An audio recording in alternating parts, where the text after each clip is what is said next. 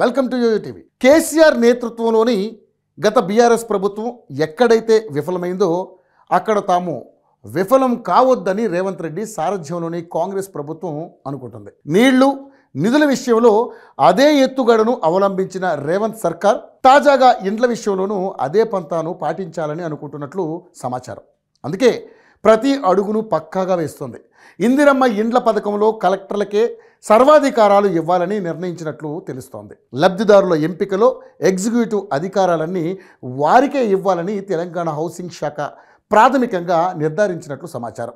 ఈ మేరకు రాష్ట్ర హౌసింగ్ శాఖ ఉన్నతాధికారులు ప్రాథమికంగా నిబంధనలు రూపొందిస్తున్నారు. డెమోగ్రాఫిక్ ఏరియా వైజ్గా ఇందిరమ్మ ఇండ్ల లబ్ధిదారుల ఎంపికను కలెక్టర్లు చేసే విధంగా నిబంధనలు రూపకల్పన చేయాలని కసరత్తులు తీవ్రంగా సాగుతున్నాయి. నిబంధనలు ప్రాథమికంగా రూపొందించిన తర్వాత సీఎం రేవంత్ రెడ్డి, మంత్రి పొంగులేటి శ్రీనివాసరెడ్డి పేషీలకు పంపిస్తామని ఆఫీసర్లు చెబుతున్నారు. ఆయా నిబంధనలపై వారి ఆమోదం తీసుకున్నాక మార్పులు చేర్పులు ఏమైనా ఉంటే పునః రూపకల్పన చేపట్టాల్సి ఉంటుందని పేర్కొంటున్నారు. సాధారణంగా ప్రభుత్వానికి సంబంధించిన ఏ గృహ నిర్మాణ పథకంలో అయినా సరే ఎస్సీ ఎస్టీలకు 50% రిజర్వేషన్ కోటా కల్పించడం సహజమని సంబంధిత అధికారులు చెబుతున్నారు. అయితే ఈ పథకంలో మాత్రం ఒక నూతన విధానాన్ని ముందుకు తీసుకొచ్చినట్లు తెలిసింది. డెమోగ్రాఫిక్ ఆధారంగా లబ్ధిదారులను ఎంపిక చేయాలని నిర్ణయించినట్లు సమాచారం. ఉదాహరణకు భద్రాద్రి కొత్తగూడెం జిల్లాలో 80% పైగా గిరిజనులే నివసిస్తారు. అందుచేత అక్కడ 1/70 చట్టం అమల్లో ఉంటుంది. గిరిజనేతరుల చేతుల్లో భూమి ఉండేందుకు ఆస్కారం ఉండదు. ఒకవేళ ఉన్న 1960కి పూర్వం ఉన్న వారికే సొంత స్థలం ఉంటుంది. ఈ నేపథ్యంలో అక్కడ గిరిజనేతరులకు వారి జనాభా ఆధారంగా ఇవ్వడం కుదరదు. దాంతోపాటు హైదరాబాద్లోని పాత బస్తీ ఇతర ప్రాంతాల్లో అధికంగా ముస్లిం వర్గానికి చెందిన వారే ఉంటారు. ఇక్కడ ముస్లిమేతర పేదలు సొంత స్థలం కలిగి ఉండేందుకు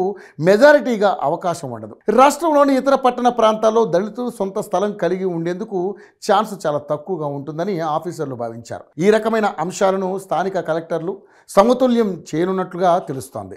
రాష్ట్ర వ్యాప్తంగా మొత్తంగా కట్టే ఇండ్లలో జనాభా ప్రాతిపదికన ఇండ్లను ఇవ్వాలని నిర్ణయించినట్లు సమాచారం. అయితే ఎక్కడ ఎంత ఇచ్చామో, ఎందుకు ఇవ్వాల్సి వచ్చిందో కలెక్టర్లు లబ్ధిదారులను ఎంపిక చేసిన తర్వాత ప్రభుత్వానికి నివేదించాల్సి ఉంటుందని హౌసింగ్ శాఖ ఉన్నతాధికారులు చెబుతున్నారు. ఇందిరమ్మ ఇండ్ల పథకానికి అర్హులవ్వాలంటే వారికి ఎంత స్థలం ఇద్దామన్న విషయంపై ప్రభుత్వం క్లారిటీతో లేనట్లుగా తెలుస్తోంది. పల్లెల్లో ఎంత స్థలం ఉంటే ఎంపిక చేయాలి, పట్టణాల్లో ఎంత జాగా ఉండాలన్న దానిపై స్పష్టత లభించలేదు. పట్టణ ప్రాంతాల్లో అయితే ఇండ్లు నిరుపేదలకు 125 గజాల స్థలం కలిగి ఉంటారా అన్న విషయంపై ప్రభుత్వం సమాలోచన చేస్తుంది. ప్రస్తుతం ప్రభుత్వం విధానపరంగా నిర్ణయం తీసుకోవాల్సి ఉంటుందని చెబుతున్నారు.